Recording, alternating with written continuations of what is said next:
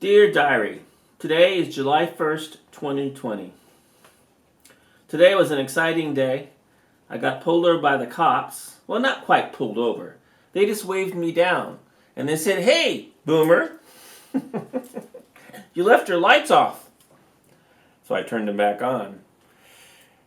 But it reminded me of a day back in 1994 when I was pulled over by a cop. And they were actually nice guys. Not trying to be defunded. In fact, quite the opposite. They were trying to be funded. In 1994, Bill Clinton and Joe Biden came together to create a law that bit cops at the sum of 100,000 in all of America. Now, I didn't really care much. It didn't bother me that much in 1994. I was a young coach. Didn't really bother me. In 2000, President Bush said he wasn't going to fund that anymore. So he defunded by not putting the money in the federal budget to pay for those cops. So between 1994 and 2000, what we saw was an increase of black and brown arrests in the country. But what happened in 2000 was more interesting to me because in 2000 I owned a cafe in Portland, Oregon, and I was part of city council, and they were telling me they were going to put parking meters now in front of my shop. I was furious because that's how my customers came to the cafe. Now they're going to pay for parking? So not only did they have to pay for parking to come to my cafe, they also had to buy stuff in my store. It would affect my business. So I complained vehemently about it. In the end, I was told that they had to do this because President Bush wasn't going to fund the cops anymore. So I was like, well, so? Don't have so many cops. I didn't win that battle. Long story short, they put the parking meters, so now my customers had to start parking. So now if you see parking meters all over the city, your city, that's how it happened. It was to fund the cops because the federal government wasn't going to do it anymore.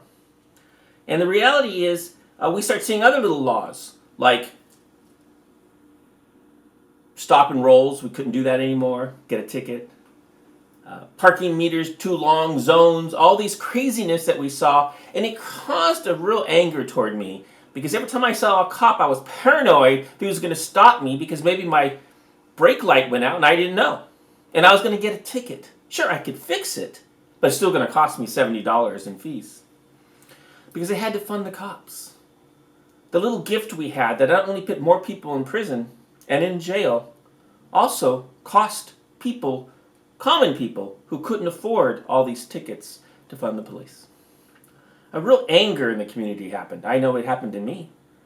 So it wasn't until the other week when the cop pulled me over and said, "Hey, you just have your light broken." But the reason why he didn't stop me because it was COVID, they told the cops not to arrest people or to give them tickets for minor violations. So let's think about this for a second. It's been 26 years since a Democratic president, a Democratic senator, and Joe Biden gave us 100,000 new cops. Those cops, in fact, were defunded by Bush in 2000. And we came up with great strategies to fund the police by stopping normal citizens doing minor violations and getting tickets. And it caused a real anger. We start seeing more people get arrested and thrown in prison because now they were being seen more. And you start thinking, well, what does that all mean? Well, what it all means is it's very frustrating.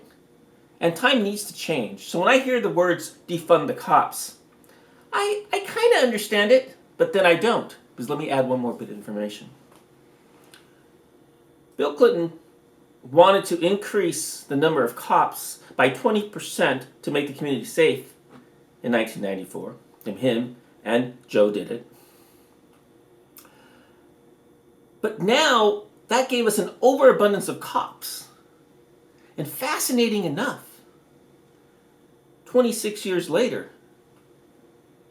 we have the same number of cops in the streets than we had before the Biden and Clinton policies on keeping America safe. See you tomorrow.